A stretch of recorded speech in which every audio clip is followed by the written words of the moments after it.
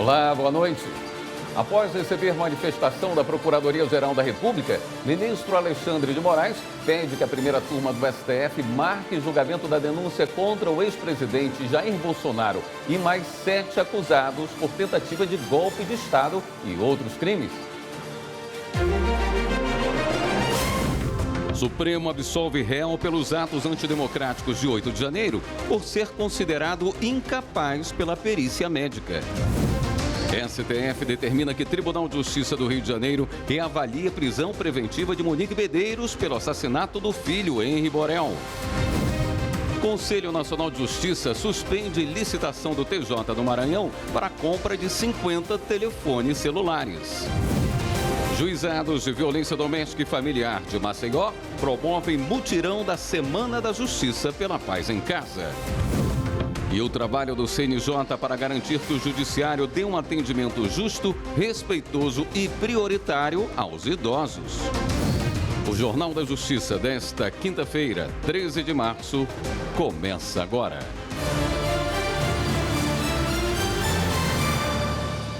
O ministro Flávio Dino, do Supremo Tribunal Federal, deu prazo de 15 dias para a AGU se manifestar sobre queimadas na Amazônia e 10 dias para que as partes se manifestem no processo. Hoje teve mais uma audiência de conciliação entre o governo federal e os estados da Amazônia e do Pantanal sobre combate às queimadas. A repórter Carolina Chaves acompanhou o encontro e tem os detalhes.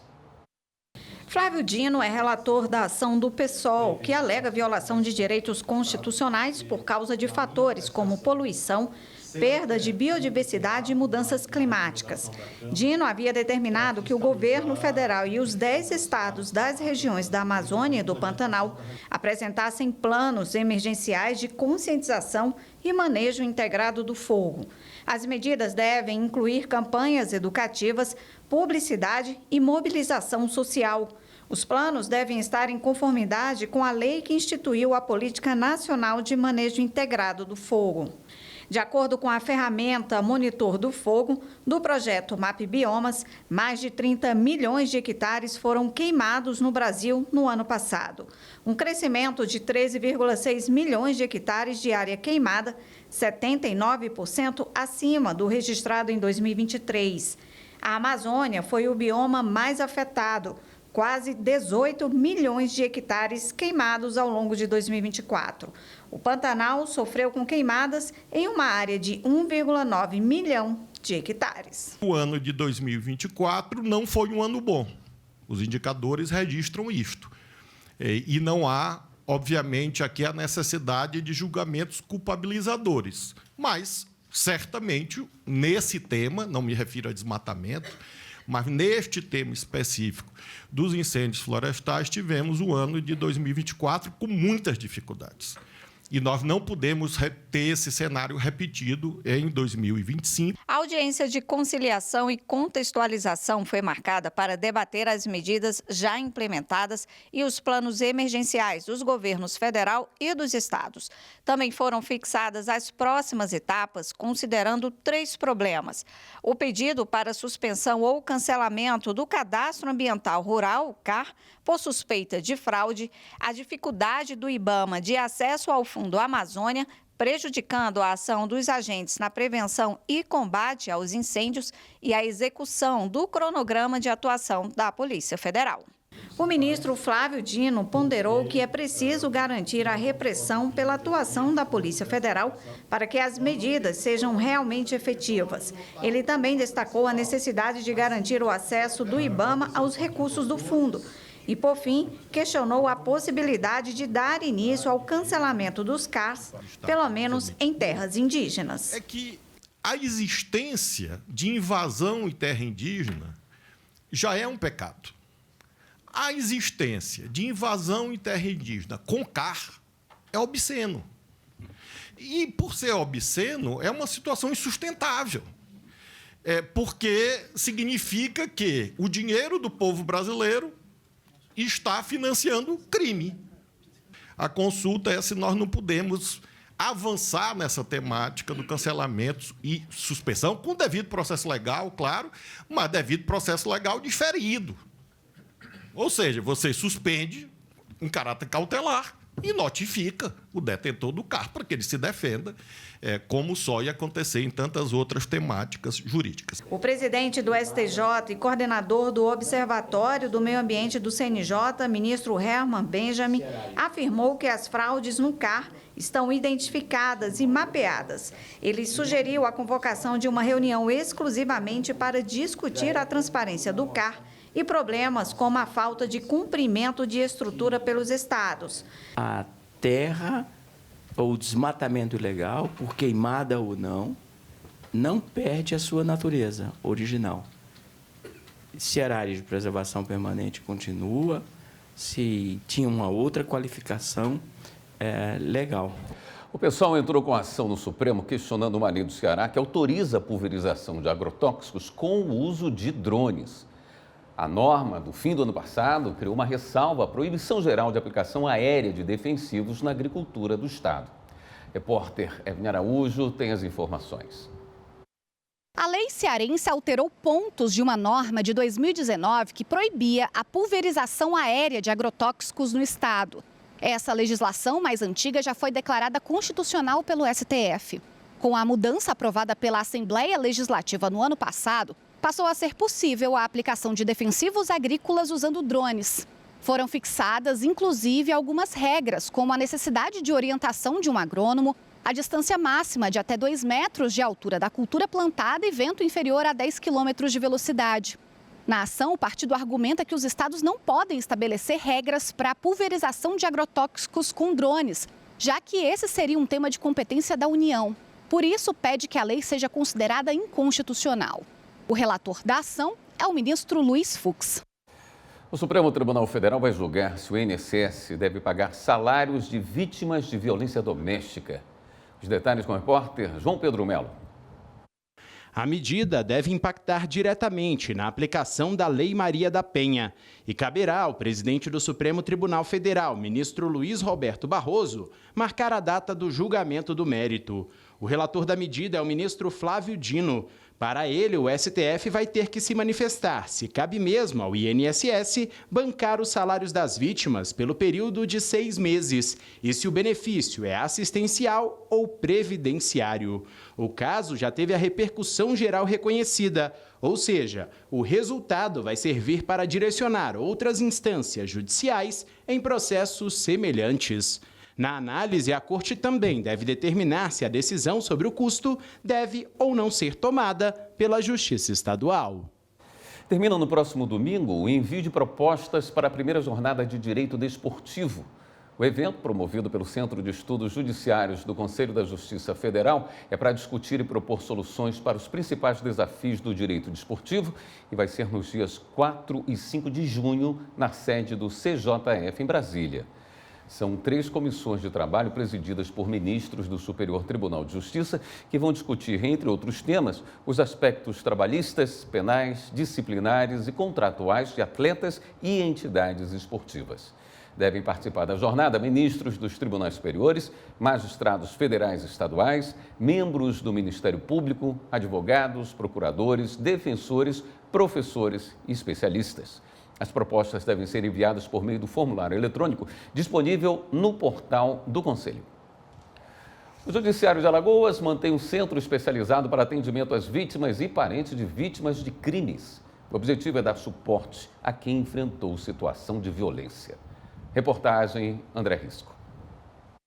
A violência urbana impacta não apenas as vítimas diretas de crimes, mas também os seus familiares, que muitas vezes enfrentam dificuldades emocionais e burocráticas no processo judicial. A Edivânia passou por isso, quando teve a irmã assassinada em dezembro de 2022. Naquela ocasião, ela desejou informações sobre o processo e não sabia a quem recorrer.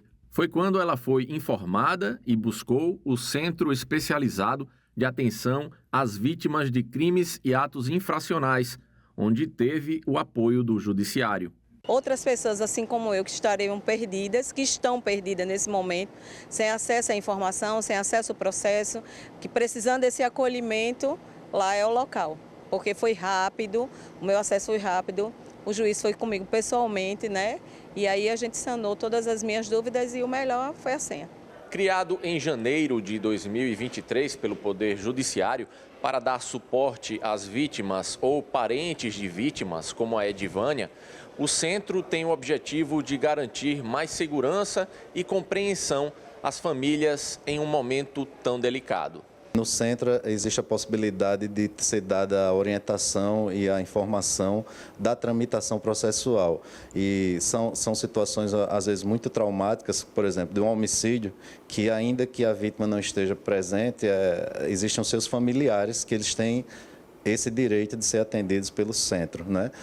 Irmãos, pais, filhos, e muitas vezes eles não sabem o que aconteceu no processo e o réu vai continuar preso, para quando foi marcado o júri, o que é que vai acontecer no processo. Todos os atendimentos contam com o apoio de uma equipe multidisciplinar, composta por psicóloga e assistente social. Pode acontecer uma consulta e aí a pessoa sossega o coração dela, né, tem a sua situação sob o ponto de vista terapêutico para poder superar aquele trauma eventual de algum crime.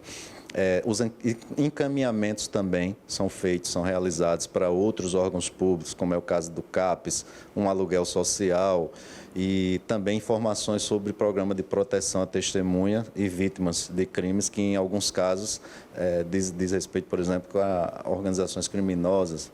O magistrado disse ainda quais os casos que não são recebidos pelo centro. O Centro Especializado de Atendimento a essas vítimas, ele não cuida daquelas questões relacionadas à violência doméstica, porque os dois juizados eles já dispõem de uma estrutura própria, com equipe multidisciplinar, inclusive, que dá esse suporte às vítimas, e também aqueles hipossuficientes, que são menores, né, de idade, crianças, adolescentes, idosos, pessoas com deficiência, população LGBTQIAPN+, pessoas em situação de rua, onde a 14ª Vara Criminal cuida desses casos. O local também é reservado para a vítima quando ela estiver participando de uma audiência presencial, para evitar que ela tenha contato com o réu.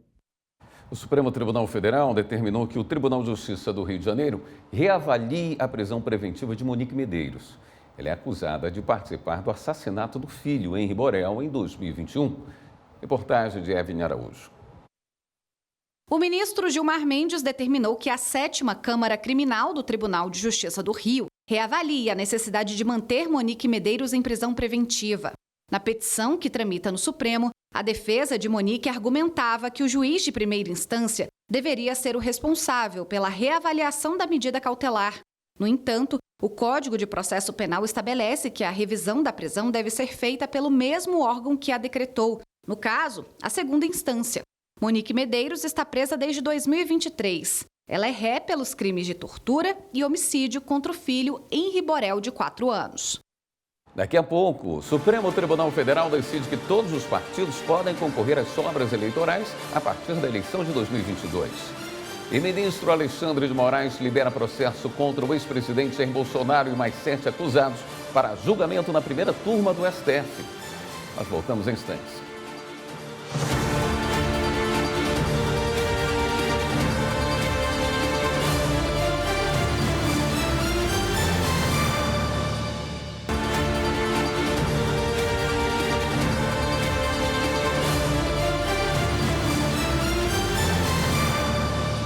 Por unanimidade, o Supremo Tribunal Federal reiterou o entendimento de que o Ministério Público tem poder para fazer investigações criminais, desde que respeitados os direitos e as garantias dos investigados.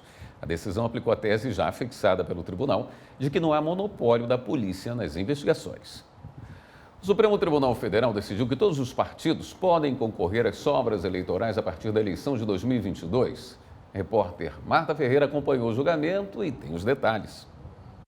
A discussão era se o entendimento sobre sobras eleitorais, vagas não preenchidas nas eleições proporcionais, deve ser aplicado retroativamente às eleições de 2022 ou somente no futuro, para as eleições de 2024. Em fevereiro do ano passado, o STF considerou inconstitucional uma mudança feita em 2021 nas regras das sobras eleitorais.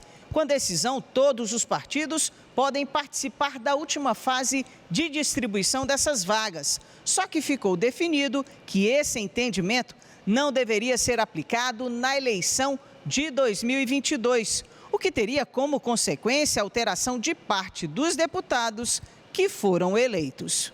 Os recursos apresentados por partidos políticos questionam esse entendimento, que na prática pode modificar a composição das bancadas da Câmara dos Deputados. O julgamento começou no plenário virtual, mas foi para o plenário físico, depois de um pedido de destaque do ministro André Mendonça. A relatora é a ministra Carmen Lúcia, que rejeitou os pedidos feitos. O que me parece aqui, nas razões, é que haveria mesmo inconformismo com o acordo embargado.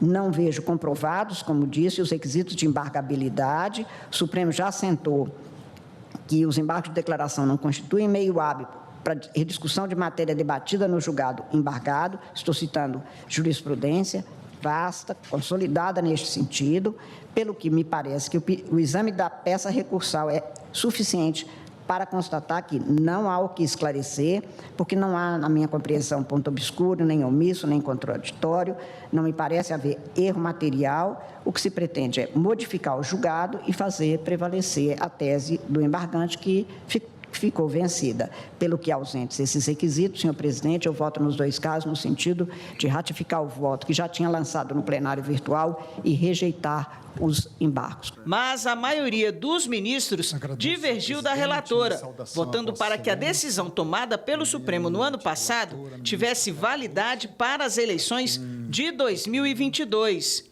Eu ouso divergir de Sua Excelência, como já havia feito outrora, e, neste caso, procurando afastar essa modulação em 2 tempos, reconhecer que a modulação não era possível em razão de não ter sido alcançado o quórum e o artigo 16, obviamente, produzir a contradição fática que fiz alusão, à vista, inclusive, do plexo de regras que foi efetivamente aplicado na eleição de 2024. A norma que foi impugnada, ela respeitou o artigo 16. Agora, a decisão, ao declarar inconstitucional, há uma retroatividade, respeitando também o artigo 16. Para afastar essa retroatividade, haveria a necessidade da modulação dos efeitos com 8 votos, que não foi obtido. E aí, os embargos de declaração apontando essa eventual contradição. Assim, por maioria, o plenário aceitou os recursos. O tribunal, por maioria, conheceu dos embargos, de ambos os embargos de declaração, e deu a eles provimento, vencidos os ministros André Mendonça, Carmen Lúcia, ministro relator Carmen Lúcia, André Mendonça, Edson Fachin, Luiz Fux e o presidente. O ministro Alexandre de Moraes solicitou à primeira turma do Supremo Tribunal Federal que marque o julgamento presencial da denúncia de golpe de Estado contra o ex-presidente Jair Bolsonaro e 7 aliados dele. A decisão foi após manifestação da Procuradoria-Geral da República enviada ao STF nesta quinta-feira. A PGR reafirmou a denúncia e defendeu que os acusados devem se tornar réus. Repórter Pablo Lemos traz mais detalhes. O Procurador-Geral da República, Paulo Gonet, analisou a defesa prévia do chamado Núcleo 1 da tentativa de golpe de Estado, que inclui o ex-presidente Jair Bolsonaro, o ex-ajudante de ordens dele, Mauro Cid, o ex-diretor-geral da ABIN, Alexandre Ramagem, o ex-comandante da Marinha, almirante Almir Garnier, Anderson Torres, que foi ministro da Justiça, além do ex-ministro do Gabinete de Segurança Institucional, general Augusto Heleno, o ex-ministro da Defesa, general Paulo Sérgio Nogueira de Oliveira, e o general Braga Neto, ex-ministro da Casa Civil e da Defesa. Entre os argumentos, eles alegam que o Supremo Tribunal Federal não é competente para julgar o caso, que deveria ser transferido para a primeira instância. Mas o procurador seguiu um novo entendimento do STF estabelecido nesta semana, sobre manter crimes que envolvem acusados com foro privilegiado para julgamento no Supremo. O STF fixou tese de que a prerrogativa de foro nos casos de crimes praticados no exercício do cargo e em razão das funções subsiste mesmo após o afastamento da autoridade de suas atividades, ainda que o inquérito ou a ação penal sejam iniciados depois de cessado o exercício do cargo. Ao rebater a acusação de parcialidade contra o ministro Alexandre de Moraes, Gonet disse que o plenário do Supremo Tribunal Federal já analisou a alegação de parcialidade do eminente ministro relator após a apresentação do relatório final das investigações pela Polícia Federal e negou seguimento à pretensão. E que as questões sobre a voluntariedade e o regular cumprimento do acordo de colaboração premiada de Mauro César Barbosa Cid já foram enfrentadas na investigação. A PGR também informou que já se manifestou em mais de uma oportunidade pela manutenção do acordo de colaboração premiada, o que foi acolhido judicialmente. Para a Procuradoria, não há fato novo que justifique a alteração desse entendimento. Ao receber a manifestação da PGR, o ministro Alexandre de Moraes pediu para o ministro Cristiano Zanin, presidente da primeira turma do Supremo, marcar o dia do julgamento da denúncia de golpe de Estado. Se for aceita, Bolsonaro e aliados podem se tornar réus e passam a responder pelos crimes. O Supremo Tribunal Federal absolveu um réu denunciado pelos atos antidemocráticos de 8 de janeiro por ser considerado incapaz pela perícia médica. Carolina Chaves. O ministro Alexandre de Moraes considerou a manifestação da Procuradoria-Geral da República e o relatório da perícia médica que constatou que o homem sofre de doença mental, o que o torna incapaz de compreender a gravidade e as consequências dos delitos. Alexandre de Moraes absolveu o homem e determinou que ele seja submetido a tratamento psiquiátrico por no mínimo 2 anos. Após esse prazo, o acusado deve passar por nova perícia. O réu estava acampado em frente ao Quartel-General do Exército em Brasília e respondia pelos crimes de associação criminosa, incitação ao crime e por integrar grupo que estimulava as Forças Armadas a tomar o poder sob a alegação de fraude eleitoral. Daqui a pouco, o Ministério Público Federal recomenda que o DENIT implemente sistema de pesagem de veículos nas rodovias. E juizados de violência doméstica e familiar fazem mutirão da Semana da Justiça pela Paz em Casa. Nós voltamos já.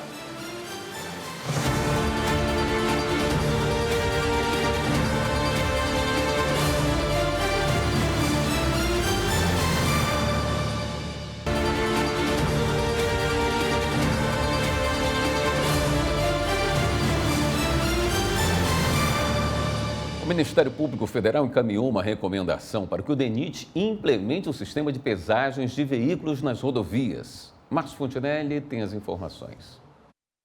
O Departamento Nacional de Infraestrutura de Transportes, o DENIT, recebeu uma nota técnica do Ministério Público Federal para implementar de forma imediata um sistema de pesagem de veículos nas rodovias federais do país. O principal objetivo é garantir a qualidade das estradas e reforçar a segurança viária. Na mesma recomendação, o MPF pede também que sejam reavaliadas as punições para os motoristas que rodam com excesso de carga, incluindo aumento do valor das multas e até a suspensão da carteira de habilitação. O primeiro e o segundo juizados de violência doméstica e familiar de Maceió fazem mais um mutirão da Semana da Justiça pela Paz em Casa. Reportagem André Risco. No total, foram pautadas 292 audiências, com julgamentos de casos que envolvem violência contra a mulher.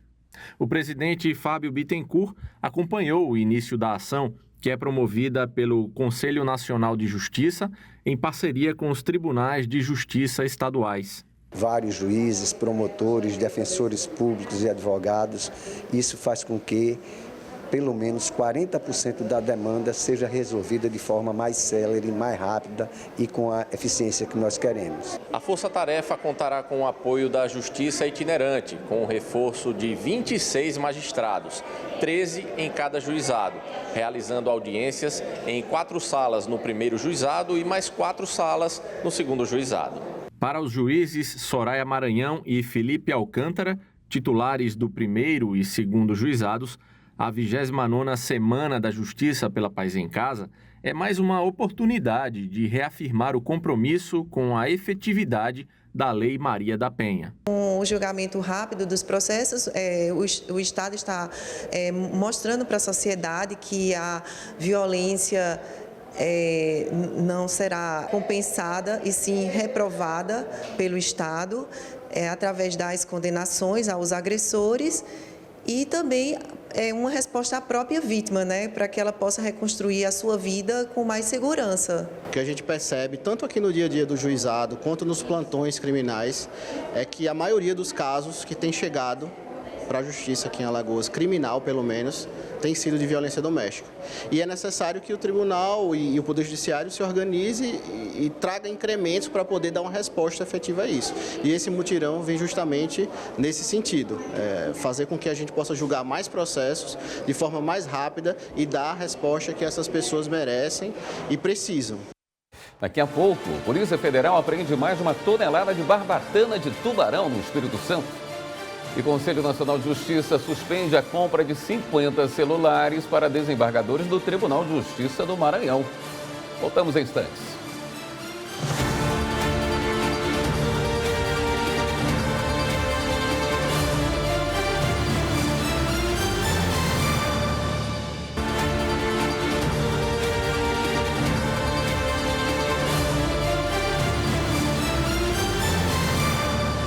Polícia Federal apreende mais de 1 tonelada de barbatana de tubarão no Espírito Santo. Justiça suspende licitação de compra de celulares para vereadores de Aparecida de Goiás. E Conselho Nacional de Justiça suspende também a compra de 50 iPhones para desembargadores do Tribunal de Justiça do Maranhão. Confira.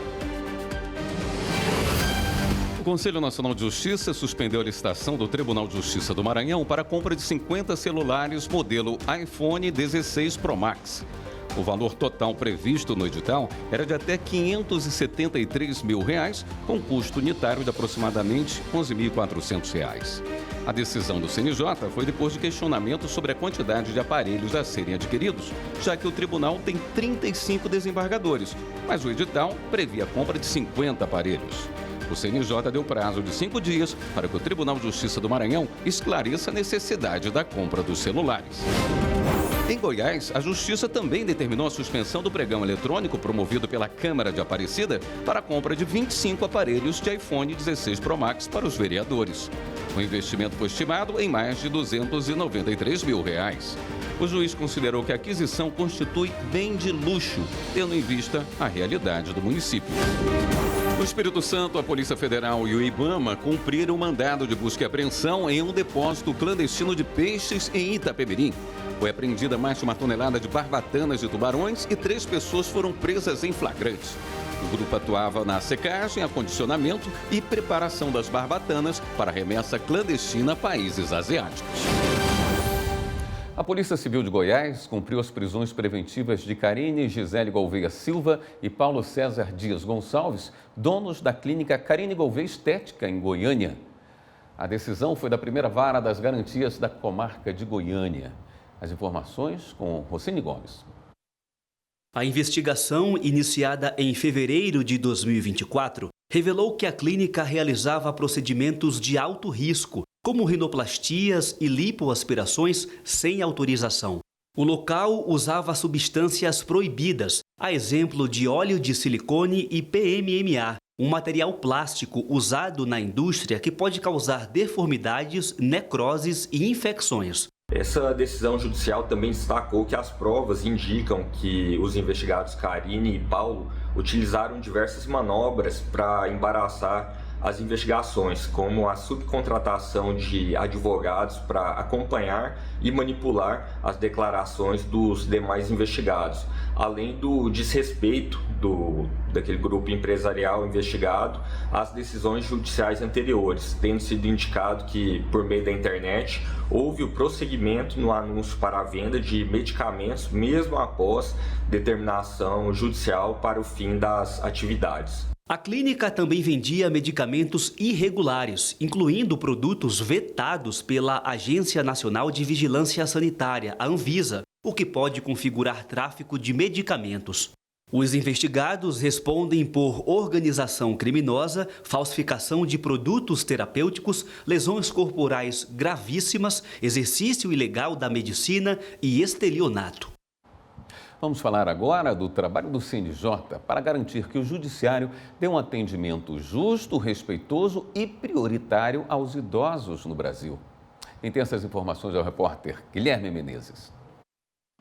O trabalho do Conselho Nacional de Justiça nesta área teve forte impulso com a Resolução 520, publicada em 2023. O texto reforça o princípio constitucional da razoável duração dos processos em que pessoas idosas sejam parte ou interessadas.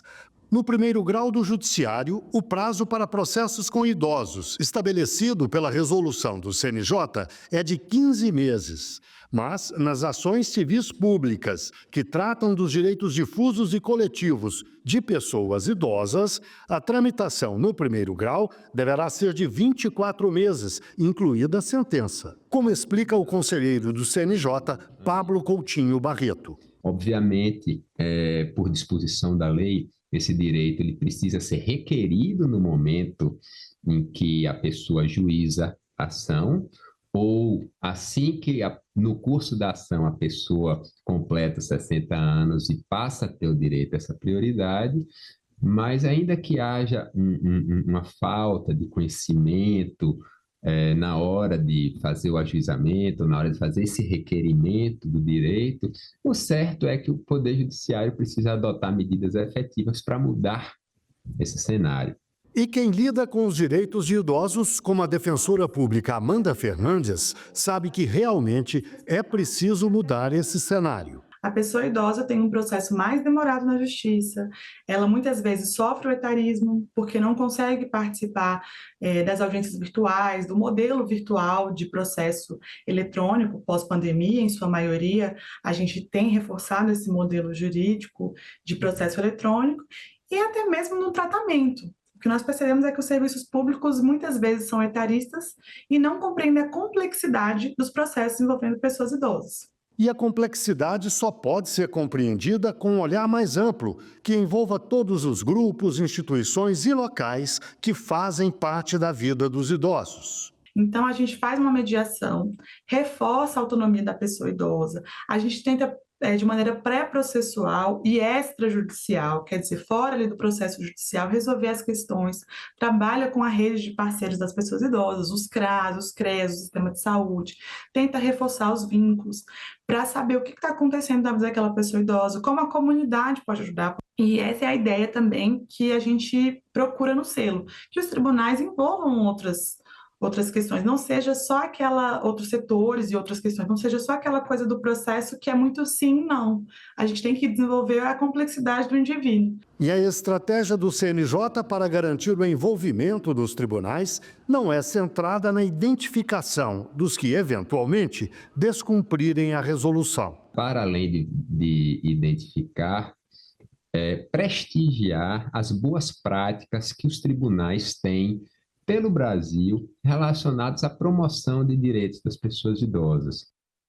E uma última notícia. O ministro Cristiano Zanin, presidente da primeira turma do STF, marcou para o dia 25 de março o julgamento da denúncia oferecida pela Procuradoria-Geral da República contra o ex-presidente Jair Bolsonaro e mais 7 acusados por tentativa de golpe de Estado e outros crimes.